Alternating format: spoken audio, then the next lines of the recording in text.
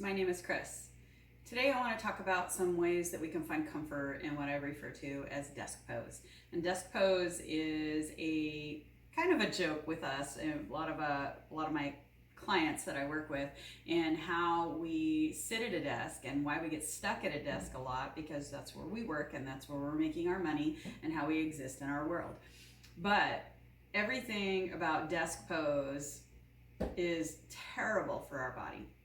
But there are ways that we can improve it to find a little more comfort. So I'm going to start with the position in which we sit at a desk. So I like to keep a towel underneath my feet, because the goal for me when I sit at a desk is that my knees can be at a 90-degree angle and that they can be in line with my hip and in line with my ankles.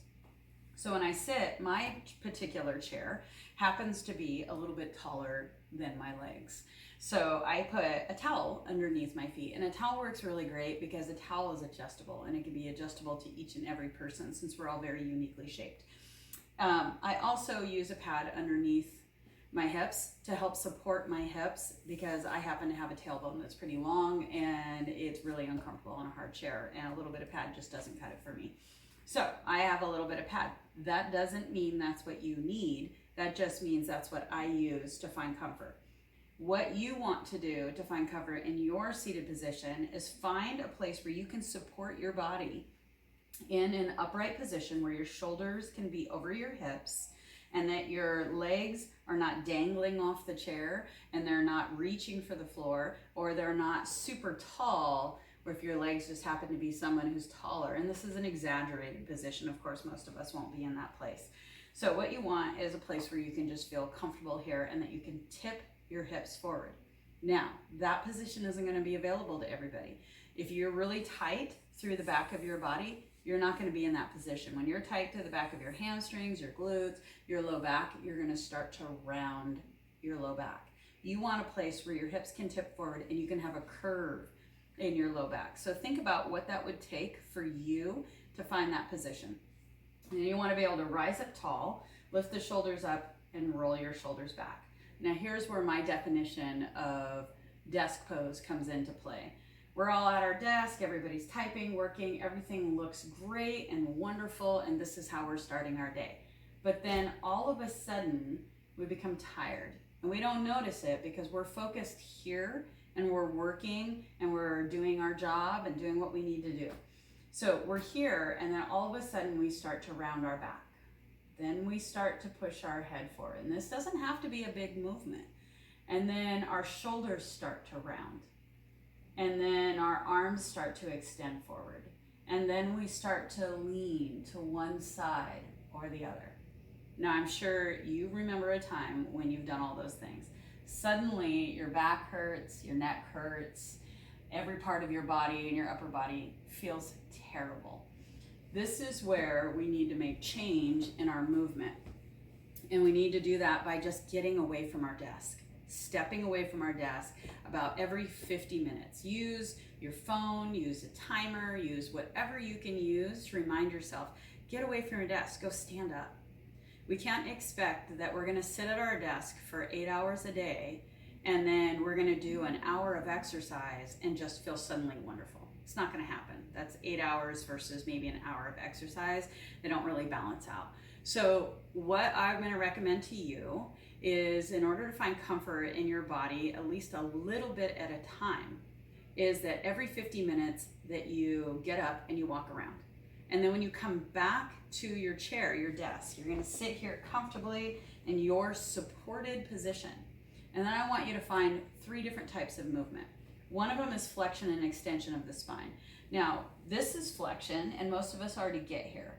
But the movement is still important. Even though that we end up here all the time and we're holding here, the movement is still really important. You will find that you'll probably be able to do this position better than extension of your spine. So this is the extension. This is the opening of our heart, opening of our chest, opening of our belly, still tipping our hips forward.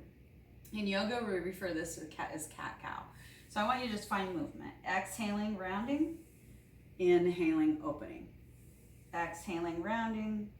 Inhale, open. Now, when you find this movement, I want you to listen to your spine. where is the least amount of mobility in each direction? And that's the area that you're going to try and move into. That's the area that you're going to let your breath move into. That's the area that you're going to find comfort. And that's what you're looking for. Okay, so you've got that one. Now I want you to find lateral extensions. Lateral just means side. And I want you to lift one hand up and then lean it over. Come back to center, lift your other hand, lean it over. And these are really great exercises that you can do even if you can't get away from your desk, if you're stuck there and you can't break away every 50 minutes. So keep reaching up. Now notice that when you reach up, that you should be able to keep your shoulder, or the goal, I should say, is to keep your shoulder in line with your body. So you're not bringing your shoulder forward, you're keeping it in line with your body. Reach it over, just side to side. Okay, so after you do a few of those, you're going to be doing rotation. So you're going to bring your hands to your shoulders, and then, or you can bring your arms out to the side, whatever's the most comfortable for your shoulders and your elbows. And then you're going to twist side to side, finding rotation in your spine. And that rotation is going to look like is going to be different for everybody. You may not be able to move into this big range of motion. Maybe yours is much smaller. Maybe yours is a lot bigger. Maybe it's different on one side than the other. What's important for you to understand is that it's your body. How do you move in it? This is what empowered wellness is about from my perspective, is teaching you how to learn in your body, how to learn how you move, how do you approach your body, and how can you move better so that you can continue to be out of pain, enjoy the things that you like to do. So that was my quick little desk pose and how to fit comfortably in your position. Get up and move. Movement is so important for all of us, but finding healthy movement is also super important. So if you're in the quarantine right now and you're stuck at home, working at home, it's a great time to take a break, change your laundry, do a couple dishes, make some lunch, whatever you need to do, bathroom break, whatever. Just try and find it every 50 minutes if you can. Thank you for joining me, and I look forward to offering you some more videos about health and wellness and serving your needs.